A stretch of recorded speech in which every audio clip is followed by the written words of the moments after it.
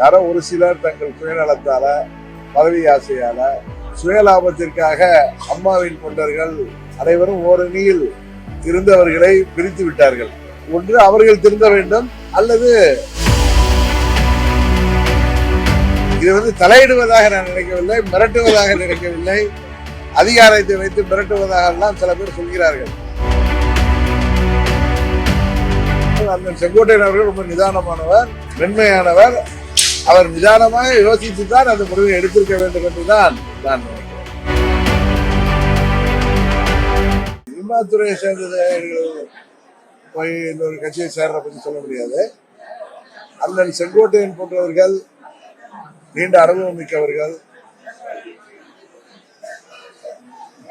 இன்னும் சில முக்கிய அரசியல் அனுபவம் மிக்கவர்கள் எல்லாம் இன்றைக்கு அங்கே சேர்கிறார்கள் என்றால் அதை சம்பந்தப்பட்டவர்கள் எந்த கட்சியிலிருந்து போகிறார்களோ அந்த கட்சியில் உள்ளவர்கள் அவர்களது அதற்கான காரணத்தை புரிந்து கொண்டு அதை சரி செய்ய வேண்டும் என்பதுதான் எனது எண்ணம். கூட்டணி பற்றி நான் சொல்லிட்டேன். இன்னும் நாங்க எந்த முடிவு பண்ணல, இன்னும் நாட்கள் இருக்கிறது. கூட்டணிக்காக கூட்டணியை தலைமையேற்றிருக்கின்ற சில கட்சிகள் எங்களோடு பேசி வருகிறார்கள். உறுதியான ஒரு முடிவு எட்டப்பட்ட பிறகு உங்களிடம் நான் சொல்கிறேன்.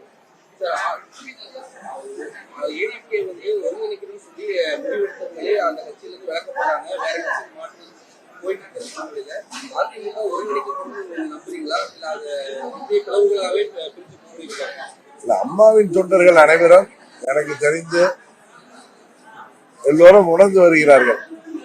ஒற்றுமையாக இருந்தால்தான் வருங்காலத்திலே புரட்சி தலைவர் இதய தெய்வம் அம்மா அவர்களின் கொள்கைகளை தொடர்ந்து அம்மா அவர்கள் சொன்னது போல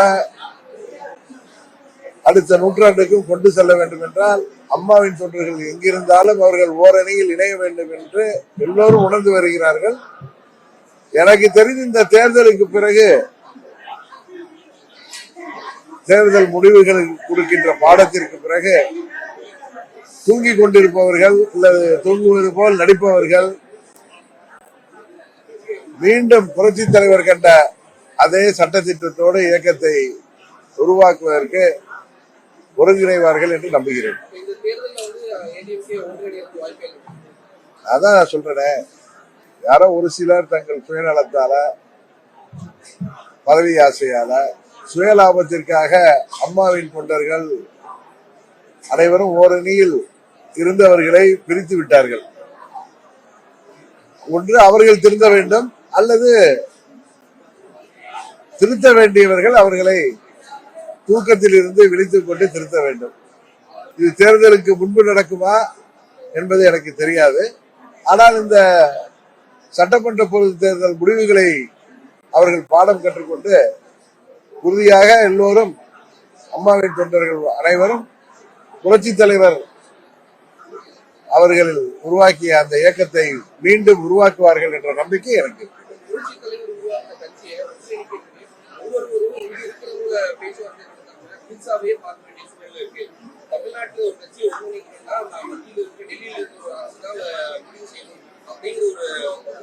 இல்ல இல்ல, டெல்லியில உள்ள அரசு கிடையாது.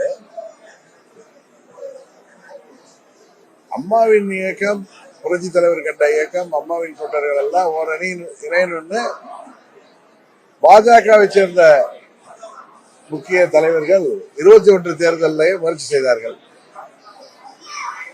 அதுபோல இப்பொழுது முயற்சி செய்கிறார்கள். ஒரு கட்சியில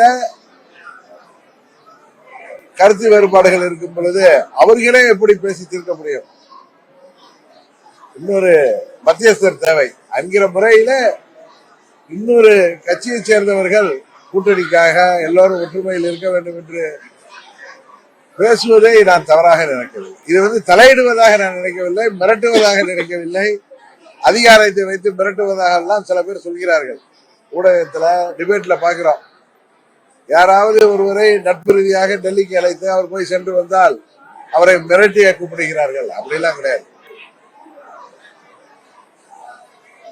ஒரு ஒரு கட்சியை சேர்ந்தவர்களுக்குள் கருத்து வேறுபாடு இருக்கும் பொழுது அதை அதில் கூட்டணியாக அந்த கட்சி ஒன்றுபட வேண்டும் என்று நினைப்பவர்கள் அவர்களை கூப்பிட்டு பேசி சரி செய்ய முயற்சிப்பது ஒன்று மிரட்டுவதோ என்பது கிடையாது, இல்லது ஆம்டிஷ் பண்ணுவதோ கிடையாது என்பதை மாத்திரம் இந்த நேரத்தில் சொல்லுகிறேன். நட்பு ரீதியாகத்தான் அவர்கள் அணுகி பேசி வைத்திருக்கிறார்.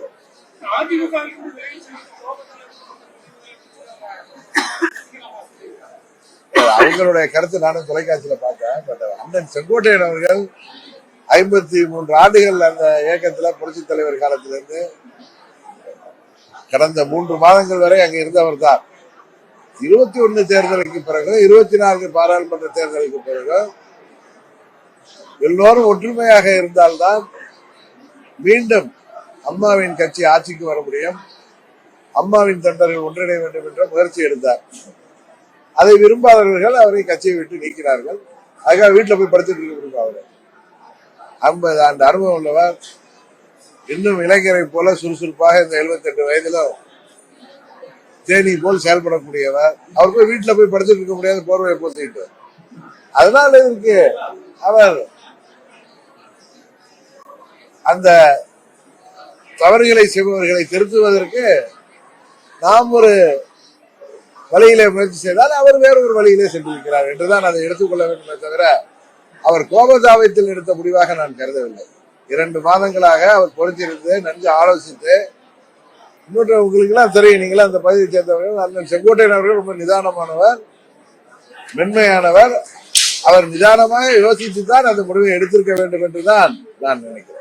செய்திகளை உடனுக்குடன் தெரிந்து கொள்ள கீழ்கண்ட கேபிள் மற்றும் டிடிஹெச் நெட்வொர்க்குகளில் எம்நாடு செய்தி தொலைக்காட்சியை காணுங்கள். பாதகம் செய்பவரை கண்டால் நாம் பயம் கொள்ளலாகாது பாப்பா. மோதி மிதித்து விடு பாப்பா, அவர் முகத்தில் உமிழ்ந்து விடு பாப்பா. அண்மை செய்திகளை உடனுக்குடன் தெரிந்து கொள்ள இணைந்திருங்கள் எம்நாடு தொலைக்காட்சியுடன்.